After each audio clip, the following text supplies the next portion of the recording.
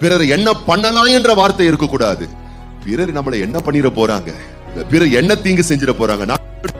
நீ தேவனுடைய கரத்தில் இருக்கிறதுனால அவர் சித்தமில்லாமல் உன் தலையில் இருக்கக்கூடிய ஒரு முடி கூட கீழே விடாதுன்னு சொன்னா நீ ஏன் பயப்படுகிறாய் மகனே? நீ ஏன் வருத்தப்படுகிறாய்? நீ ஏன் கலங்குகிறாய்? மனுஷனுக்கு நேரிடுகிற சோதனை இல்லாமல் வேற சோதனை உனக்கு வரல. எனக்கு தெரியாம இருக்கலாம், ஆனா அடைச்ச தேவனுக்கு தெரியும் நீங்க எந்த பாதையில போயிட்டு இருக்கீங்கன்னு. ஒருவேளை உங்க பாதையில சில வாதை இருக்கு, சில குழப்பம் இருக்கு, சில பிரச்சனை இருக்குன்னா உங்களுக்கு மட்டும்தான் ஏதோ ஸ்பெஷலா வந்துடுச்சு நினைக்கவே நினைக்காதீங்க. எல்லாருக்கும் வர்றதுதான் வந்திருக்கு.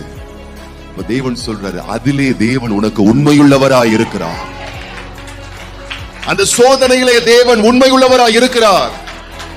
சோதனைகளை மாத்திரம் பெரிதாய் எண்ணாதிருங்கள்.